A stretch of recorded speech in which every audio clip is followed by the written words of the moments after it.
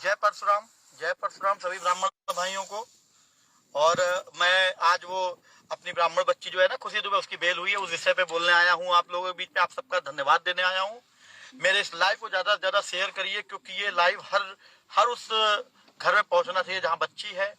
सारे ब्राह्मण घरों में पहुंचना चाहिए जिन्होंने इस बच्ची को अपनी बच्ची मानकर न्याय और अन्याय की लड़ाई लड़ी।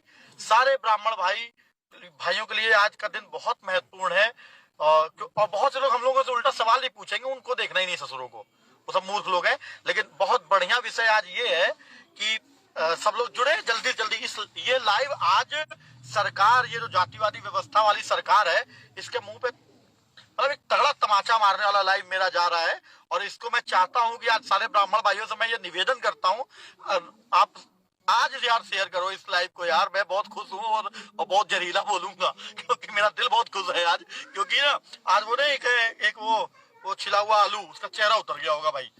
समझ ही रहे होगे छिला हुआ आलू किसको बोला मैंने। तो जय परशुराम। सभी भाई मेरे लाइव को शेयर करें, फिर बोलने। मेरी मेहनत नहीं है भैया, भैया ये मेरी मेहनत नहीं है, ये समस्त ब्राह्मण समाज की मेहनत है, सभी सोशल मीडिया एक्टिविस्ट की मेहनत है, उन सभी भाइयों की मेहनत है जिनके घर में बहन है, उन सभी बाप की मेहनत है जिसके घर में बेटी है। ये हर उस बहन की लड़ाई है, हर उस महिला ने ये लड़ाई लड़ी जो अपने आप को वाकई ये मानती है कि उसके घर में बेटी है, और महिला सशक्तिकरण की एक लड़ाई यही है। तो इस लाइव को बहुत ज्यादा दूर तक पहुंचाना है आप लोगों को। फिर मैं बात करता हूँ, थोड़ा और ज्यादा से ज्यादा लोग जुड़ जाएं। हाँ जय परशुराम भैया। हाँ समझ गए ना छिला हुआ आलू कौन है। उसको टेंशन हो गई होगी, अपराधी है वो, अपराधी है। लेकिन वो अपने आप को ही क्या बोला जाए। चलो शेयर करो भैया, फिर बात करते हैं। जल्दी जल्दी शेयर करिए आप लोग। और जय परशुराम, जय परशुराम। भाइयों आज मैं सुबह सुबह, नया साल चल रहा, सबको नव वर्ष की हार्दिक शुभकामनाएं। क्योंकि मैं बहुत ज्यादा ये सब चीजें नहीं मानता हूँ कि आप लोग के बीच में आया हूँ, तो जो मौका लगा है तो आप लोग को नए वर्ष की शुभकामनाएं देता हूँ। आज जब मैं कचहरी गया, सुबह सुबह मेरे पास दिल्ली से फोन आया। हमारे बड़े भाई आदित्य द्विवेदी पत्रकार, जो खुशी दुबे की लड़ाई बहुत टाइम से लड़ रहे थे, उन्होंने ही सबको, समाज को जागृत किया। उनकी तो बेचारी की नौकरी तक चली गई थी खुशी देवी की लड़ाई लड़ने में। जो लोग बोलते ना आपने समाज के लिए क्या किया, ब्राह्मण भाइयों के लिए बात में, जो लोग बोलते हैं कि आपने समाज के लिए क्या किया, उनको आज मैं ये बताना चाहता हूँ कि समाज के लिए कौन कौन क्या क्या कर रहा है, और समाज उसके बावजूद उनको क्रेडिट नहीं दे रहा है। दलाल दल्लों के पीछे भाग रहा है समाज। ये स्थिति थी समाज की। तो मैं बताना चाहता हूँ, जब आज मैं सवेरे कोर्ट में था तो मेरे पास फोन आया आदित्य द्विवेदी भैया का। मैं उनसे, जब खुशी दुबे बहन का चुनाव हुआ उसके बाद से मैं उनसे बातचीत नहीं कर रहा था, क्योंकि मुझे ये लगता था कि कहीं ना कहीं हम लोग हार गए हैं चुनाव, समाज ने साथ नहीं दिया। तो मेरा मन ब्राह्मण समाज से बड़ा कुंठित होता जा रहा था। लेकिन आज सुबह जब आदित्य भैया का फोन आया, तो पता नहीं क्यों मैंने उठा लिया, मैं कोर्ट में ही था। तो उन्होंने मुझको फोन करके, बड़े खुश थे, उन्होंने फोन करके बोला कि दुर्गेश तुम्हारी जीत हुई। मैंने कहा भैया क्या जीत हुई। तो बोले दुर्गेश वो खुशी को जमानत मिल गई। जैसे ही उन्होंने ये बोला कि खुशी दुबे को जमानत मिल गई, मेरा सीना फट गया बिल्कुल। बेहतरीन। मैंने लगा कि यार, ऐसे लगा जैसे मेरे घर का कोई बच्चा, उसको उसकी समस्याएं खत्म हो गई हो, वो छूट रहा हो। और ऐसा लगा जैसे मतलब मेरे घर की बेटी थी, मेरी बहन थी। बड़ा बड़ा भावुक हो गया मैंने 2 मिनट का लाइव किया था अपनी भावुकता को संभालते हुए, आप लोग को सूचना देने के लिए कि उस बच्ची की बेल हो गई। मैं बहुत बहुत ही अच्छा दिन था आज। अब आते हैं इस संघर्ष की दास्तान में। संघर्ष कोई मामूली संघर्ष नहीं था। आप मैं एडवोकेट हूं, इसलिए मैं बता सकता हूं कि साधारण अगर ये मुकदमे होते हत्याएं वत्याओं का, तो ये डिस्ट्रिक्ट मतलब एक जिला स्तर पे ये बेल मिलनी चाहिए थी।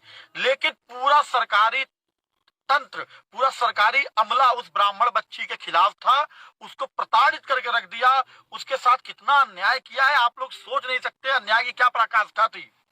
और उसको जबरदस्ती, क्योंकि लोकल स्तर पे और हाईकोर्ट स्तर पे जो जजेस होते हैं वो सरकार के दबाव में कहीं ना कहीं रहते हैं, क्योंकि उनको आयोग का अध्यक्ष बनना होता है, किसी को मंत्री बनना होता है। आप देख ही रहे हैं वर्तमान सरकार में आईएएस, आईपीएस, आईआरएस, ये लोग नेता बन रहे हैं, मंत्री बन रहे हैं।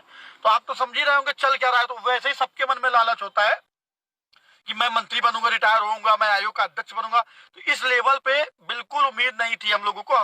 एक बार ये उम्मीद आई जब प्रभाशंकर मिश्रा जी हाई कोर्ट में लड़ रहे थे कि इसकी बेल हो जाएगी। मेरे पास ऑफर आया कि खुशी दुबे की आप जो है लड़ाई लड़ना बंद कर दीजिए, मुझे लालच दिए गए। मैंने कहा नहीं, हम लोग उनमें से नहीं है जो बहनों की दलाली खाएं, तो लड़ाई तो नहीं बंद करेंगे, भले कुछ मिले चाहे ना मिले जीवन में, क्योंकि जो पिताजी ने दे दिया वो वही पर्याप्त है, जो प्राप्त है वही पर्याप्त है, यही सोच के लड़ाई लड़ते रहे हम लोग। वो बच्ची 17 साल की एक माँ बच्ची थी, उसके साथ बड़ा अन्याय हुआ।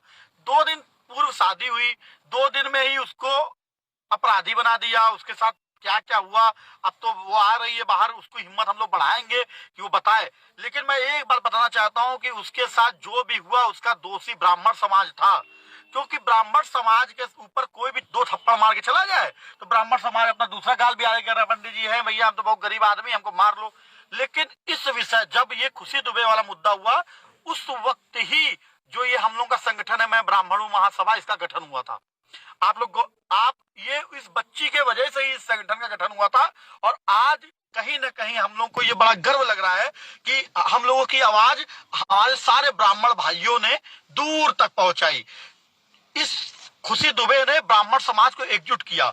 लेकिन फिर मैं हारा एक जगह, जब उसकी बहन की हम लोगों ने टिकट कराई और वो टिकट जो है मतलब वो चुनाव हार गई, बहुत बुरी स्थिति आ गई, बहुत बुरा चुनाव हार गई, तो फिर मेरा मनोबल टूटा। लेकिन मनोबल टूटने का मतलब ये था कि अब हमने कहा जब समाज ने खुशी दुबे को नकार दिया तो अब क्या करेंगे लड़ाई लड़के।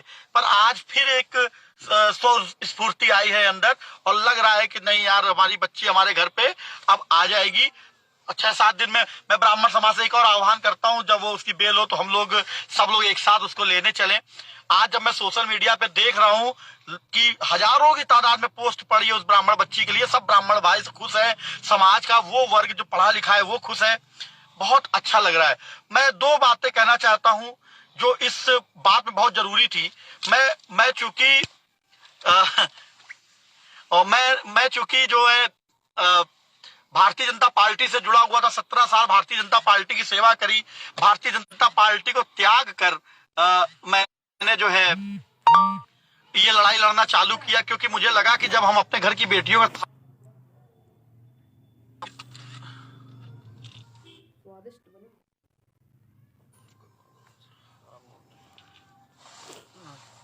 लाइव आ रहा है भैया, लाइव दिख रहा है, हाँ। मैंने कहा कि समाज की लड़ाई लड़ूंगा, और अगर हम अपने ब्राह्मण बच्ची का सम्मान न बचा पाए, अपने ब्राह्मण भाइयों की न्याय की लड़ाई न लड़ पाए, तो फिर जीवन में क्या महत्व। तो अगर हम सामाजिक न्याय की लड़ाई नहीं लड़ पा रहे तो किस दल की राजनीति करें। तो मैंने राजनीति को हाथ जोड़ा, मैंने कहा जाओ भैया दलालों को मुबारक हो, और मैं अपने समाज के मुद्दों पे बात करने लगा। समाज ने मुझे जितना स्नेह दिया, मैं गर्व से कहता हूं कि ब्राह्मण समुदाय ने दुर्गेश मणि त्रिपाठी जैसे, मैं एक निकृष्ट व्यक्ति हूं, मैंने अपने जीवन में कोई अच्छे काम नहीं किए, लेकिन फिर भी मेरा मनोबल मेरे समाज ने बढ़ाया, मेरे ब्राह्मण भाइयों ने बढ़ाया। और मुझे आज ये मैं गर्व से कहता हूं कि ब्राह्मण समाज वो समाज है जो चाहे तो मिट्टी को सोना बना दे। वो ब्राह्मण समाज से मैंने पैदा हुआ हूं, ये मेरे लिए बहुत गर्व का विषय है। आप सब ब्राह्मण भाइयों, मुझे आप सब पे इतना गर्व है कि मैं बता नहीं सकता।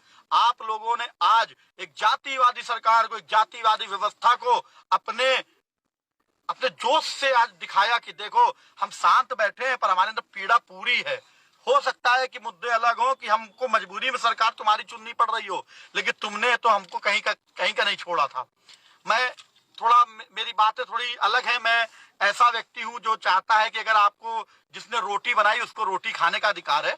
मैं 2 बातें इस आंदोलन में और इस मुद्दे में आपको बताना चाहता हूं कि मैं सबसे पहले तो ये बताना चाहता हूं कि हमारे बड़े भाई आदित्य द्विवेदी R9 में पत्रकार थे, उनकी नौकरी चली गई थी ये मुद्दा उठाने में, उन्होंने बहुत लड़ी। शिवाकांत दीक्षित भैया जो हमारे वकील साहब है, उन्होंने मुकदमे में 1 रुपए लिए बगैर बेचारे लगे रहे। आप जो समझिएगा मैं क्या कह रहा हूं। उसके बाद ये मुद्दा हम लोग लगातार बनाते गए, कभी शांत नहीं बैठे, सब बहुत ब्राह्मण भाइयों का सहयोग मिला।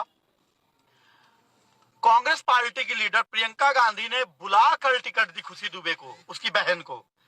उन्होंने इसको नेशनल मुद्दा बनाया। उन्होंने आज ट्वीट भी किया। मैं प्रियंका जी का आभार व्यक्त करता हूं कि आपने हमारे ब्राह्मण समाज की बच्ची को का दर्द समझा और उसके लिए आपने किया। मैं आपका हार्दिक अभिनंदन करता हूं। एक बात और मैं बताना चाहता हूं, जो बात आप सब लोगों को नहीं मालूम है वो भी आप जान लीजिए, क्योंकि राजनीति बड़ी गंदी चीज है। मुझे बहुत से लोग अभी एजेंट बोल देंगे, दलाल बोल देंगे, किसी पार्टी का गुर्गा बोल देंगे, लेकिन जो असलियत है वो मुझे बताना, क्योंकि मैं केवल ब्राह्मण भाइयों के प्रति जिम्मेदार हूं, किसी दलाल और दल्ले के प्रति नहीं हूं। तो मैं अपने ब्राह्मण भाइयों को, और कि आम आदमी पार्टी के संजय सिंह और अरविंद केजरीवाल, इन लोगों ने भी उस बच्ची के मुकदमे में पूरा पैसा लगाया है। और आज से पहले आपको ये नहीं मालूम होगा कि मतलब आम आदमी पार्टी भी हमारी सहयोगी थी। उन लोगों ने बहुत मदद करी हम लोगों की, क्योंकि फाइनेंस नहीं था, पैसा नहीं था, तो उन्होंने भी मदद करी। आदित्य द्विवेदी भैया ने मदद करी, प्रियंका गांधी ने उनकी बहन को टिकट दी और उसकी लड़ाई लड़ी। तो बहुत से, विवेक तलखा साहब जो सुप्रीम कोर्ट के वकील हैं, कांग्रेस पार्टी के राज्यसभा सदस्य हैं, उन्होंने सुप्रीम कोर्ट में खुशी दुबे का मुकदमा लड़ा। ये आप लोगों को जानने का हक है। आज आप सुनिए, सुप्रीम कोर्ट में जब उसकी बेल हुई तो यूपी सरकार क्या कह रही थी? यूपी सरकार कह रही थी कि ये बच्ची जो है बाहर आएगी, ये लड़की जब बाहर आएगी तो ये अपना गैंग बना लेगी।